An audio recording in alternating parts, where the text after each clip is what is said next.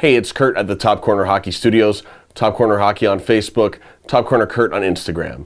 Thanks for watching.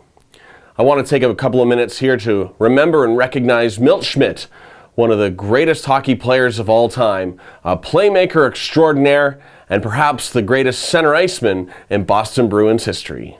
Born and raised in Kitchener, Ontario, the Toronto Maple Leafs didn't want him, and despite a rather slow start to his pro hockey career in Boston in 1936, Schmidt soon became arguably the best forward in Bruins history. The famous Kraut line that Schmidt centered with teammates Woody Dumart and Bobby Bauer was born in Kitchener in the OHA's green shirts in the early 1930s. Although both Dumart and Bauer accepted Boston's offer of a $2,000 salary, Schmidt boldly held out for more, and he got it before the start of the 1935 season. Schmidt's depth centering the Kraut line helped Boston to the 1939 Stanley Cup. The following season, Schmidt, Dumart, and Bauer finished 1-2-3 in NHL scoring, the first time line mates had ever done so in NHL history. Schmidt's 30 assists also led the league that year. Boston won the Cup again in 1941, and Schmidt had 11 points in 11 playoff games. The Boston Bruins were kings of the NHL in the late 30s and early 40s, with 10 future Hockey Hall of Famers on their lineup. Boston's future was unlimited, but the war took precedence. Schmidt and his line mates dutifully registered, and Milt Schmidt served in the Canadian Army for 3 years. After the war, Schmidt put up career highs in 1946-47 with 27 goals and 62 points in 59 games. What made Milt Schmidt so good was his ability to mix huge doses of aggression and recklessness with his abundant puck-moving skills. Schmidt won the Hart Trophy in 1951 after gathering a career-best 39 assists in 62 games. On March 18, 1952, Schmidt scored his 200th career goal, which back then was equivalent to scoring 500 today.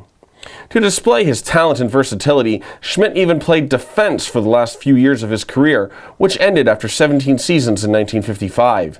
Schmidt's number 15 was then retired by the Bruins.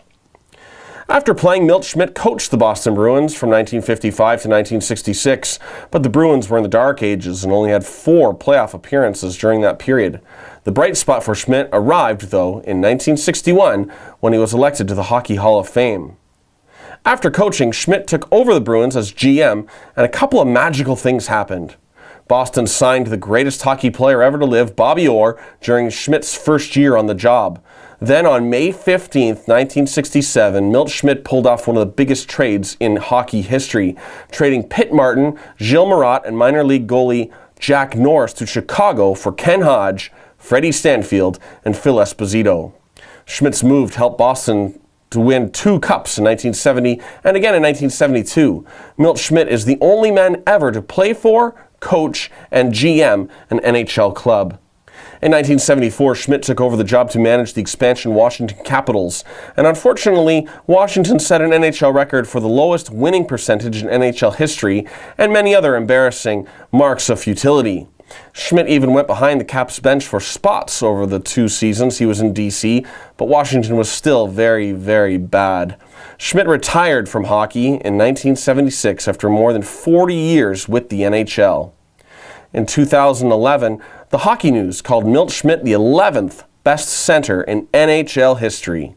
In 1999, the Hockey News called Schmidt the 27th best NHLer of all time. And just this past New Year's Day, Schmidt was elected as one of the top 33 NHL players of all time. Until his death on January 4th, Milt Schmidt was the oldest living Stanley Cup winner. He was 98 years old. There are several remarkable things about Milt Schmidt.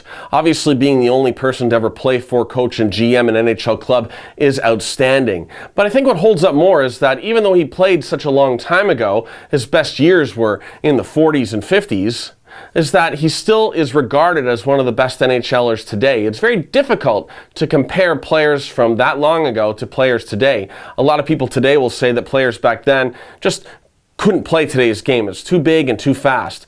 But what we always read about Milt Schmidt was that his great intelligence and playmaking skills, those sort of things will never go away. If you can play the game smartly and you can move the puck well, I think you could play in any era. And I think that that applies to Milt Schmidt, that he could have played in today's era because of those skills that he had with moving the puck and protecting the puck and being smart with the puck.